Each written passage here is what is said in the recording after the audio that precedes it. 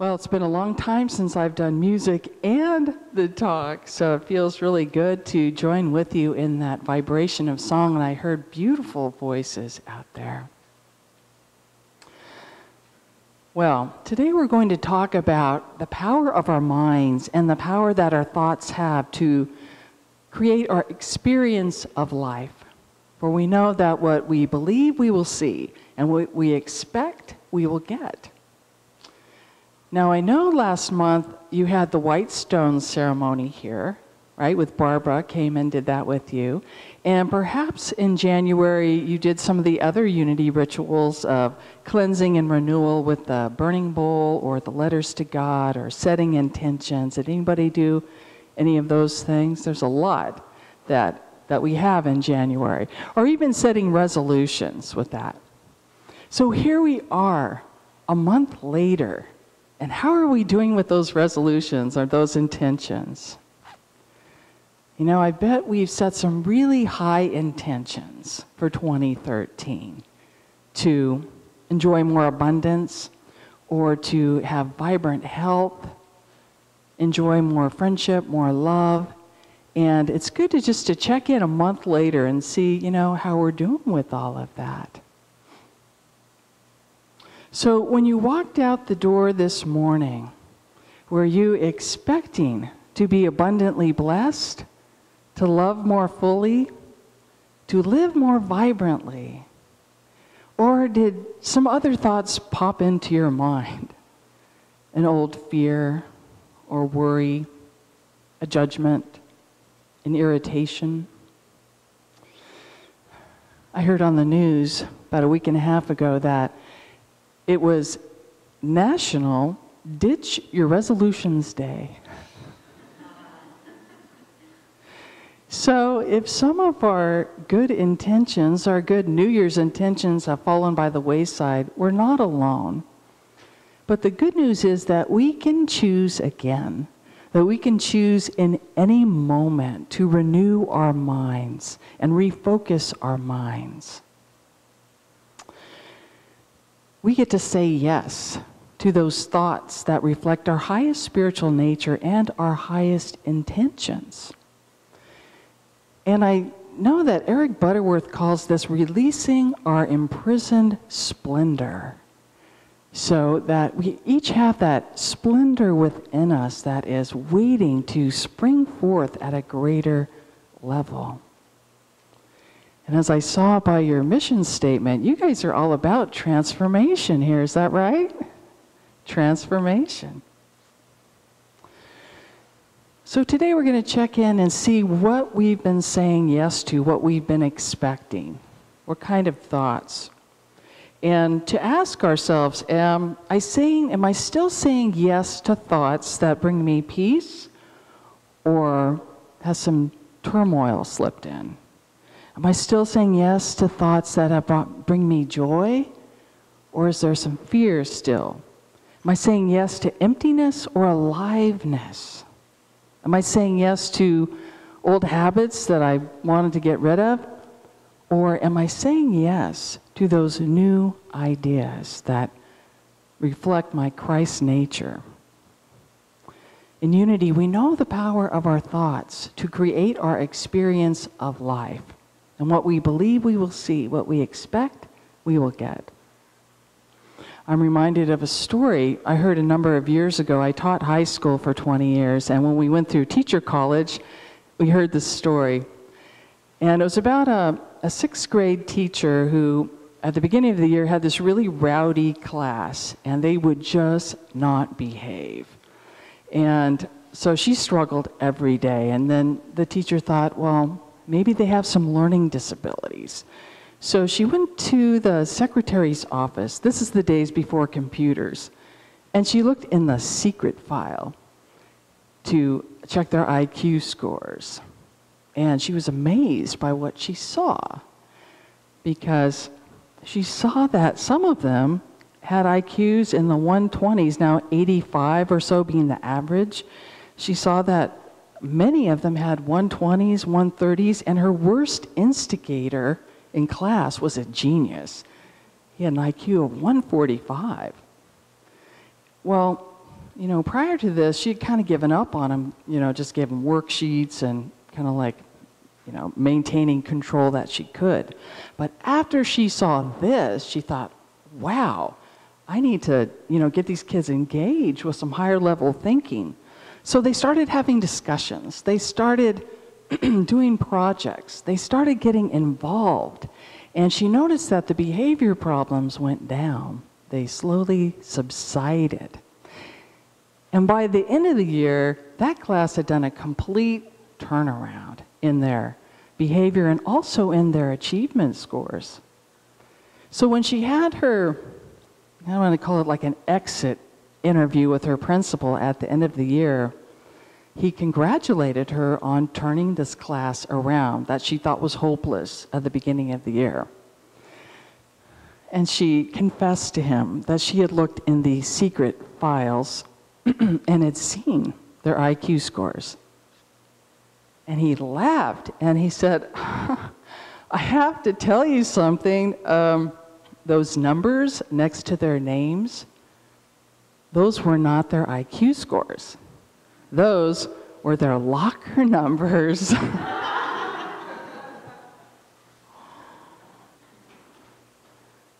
So our expectations, affect how we show up with others. Our beliefs affect our experience of life. Our beliefs about others and beliefs about ourselves. And sometimes it can be challenging to hold a new positive belief when we've had years of holding on to an old story about ourselves. It takes practice. I remember a time, probably 12 years ago or so, I'm from California, and I was dating this man, and we went to San Francisco for the day. Has anybody been there to that city? It's beautiful. You have the breeze and the ocean and the hills and the, piers with the seals barking and just crazy people on the street doing fun things, street musicians and such. And I remember the Bushman, he's been doing this for 20 years. It's a man who has this foliage and he'll just stop and then he'll jump out and scare tourists. He's been doing that for 20 years, the Bushman. Anyways, we were enjoying this beautiful day, the four of us, and at some point I went off to find the ladies' room. And when I came back, they were all having ice cream cones. And I said, "Where's mine?" And he said, well, here, you can have some of mine. And there's like 2 bites left, okay? Like right, at the cone part. And I said, no, that's okay. So I sulked, and my belief was, oh, he didn't get me one because of my size. He thinks I don't need it. He thinks I don't need the calories. That's where my mind went. So on that beautiful day, I sulked. And I sulked for about a week. And then I brought it up to him. I said, that day we were in San Francisco, did you not buy me an ice cream cone because you don't think I need the calories? And it took a lot of courage to do that. I mean, nowadays I would just go buy my own ice cream cone, but back then I didn't have the tools. So I asked him that, and he laughed, and he said, no, that's not it at all. I'm just cheap.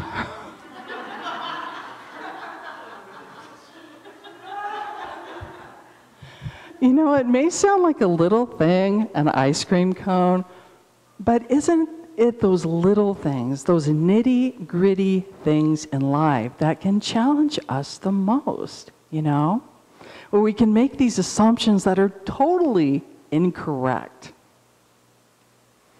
Author Reverend Gary Simmons, in his book, I Have the Storm, states that everything that is for you or against you has its roots within you.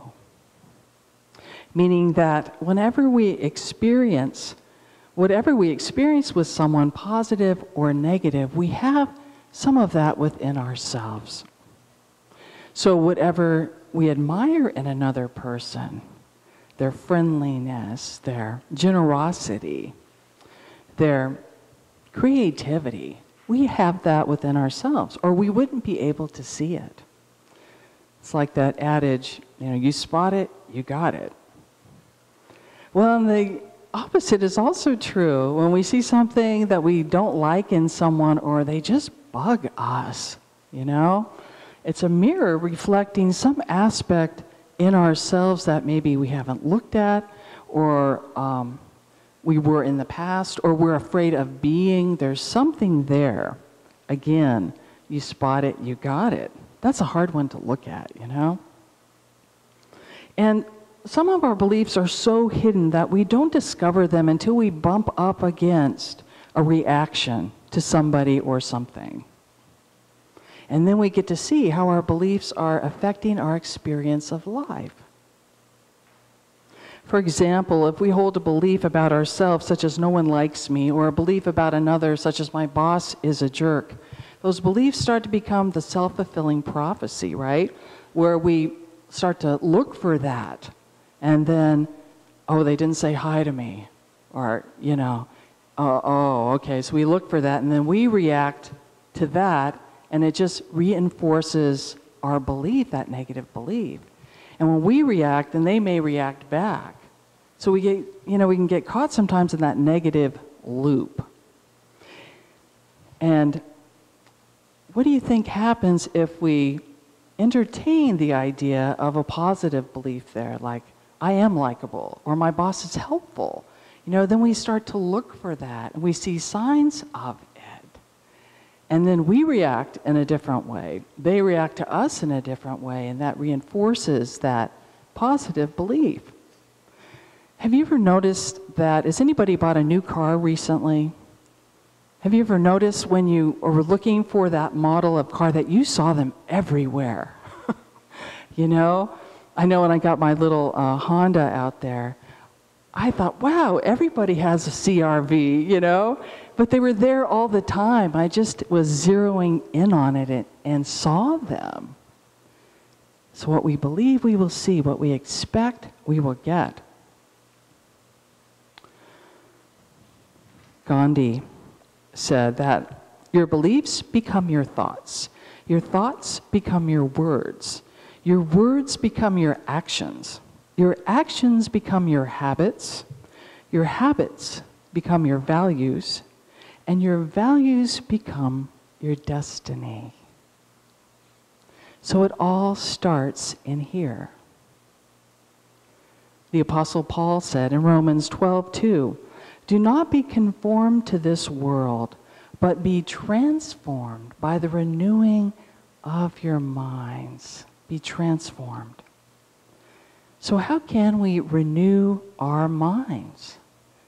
Well, you come here on Sundays to get that renewal, right? And I saw on your website you having some classes starting up, so we can renew our minds that way. We can also renew our minds with daily prayer and meditation, daily. And did you know that the word medicine and meditate have the same root that has to do with healing, balance, being in balance?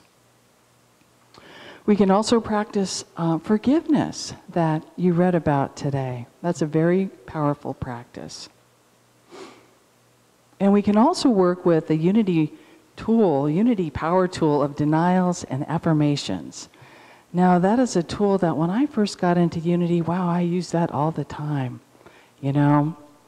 And denials and affirmations are a very powerful process to use them both to shift consciousness. And by denial, we mean that it's a statement of release. It's not denying that something's not happening, or it doesn't mean that you deny that you're not feeling something or withholding. In this sense, a denial is a statement that you know that this belief, whatever's going on, has no power to keep you from your good. And we follow that up with an affirmation, which is a positive statement of truth that reflects the spiritual nature of our being, our Christ self.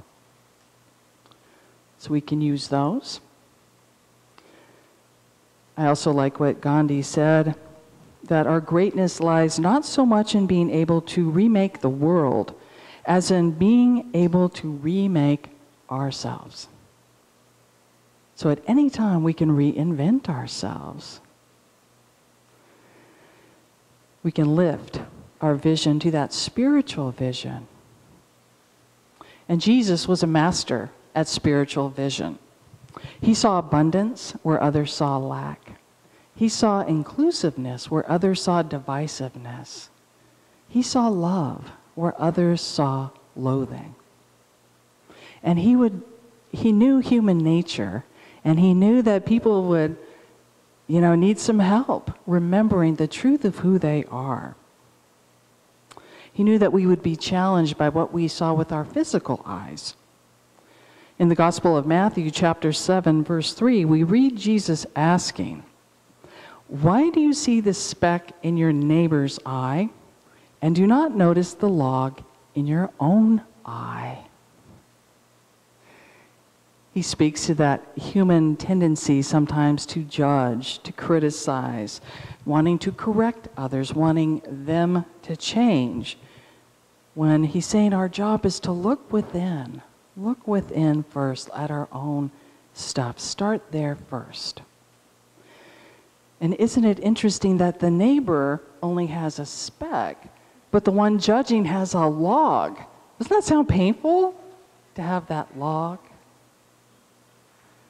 Well, our negative beliefs can be those painful logs that prevent us, that blind us from seeing the Christ in others and the Christ in ourselves. They can affect our belief and our expectations.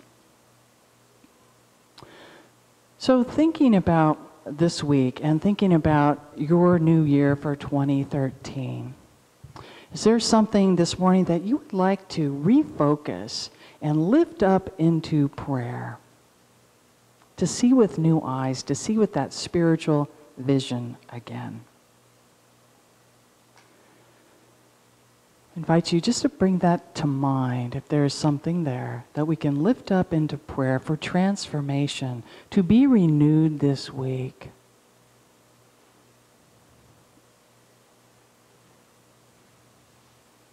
So we just see all of these intentions lifted up to the Christ, lifted up for transformation.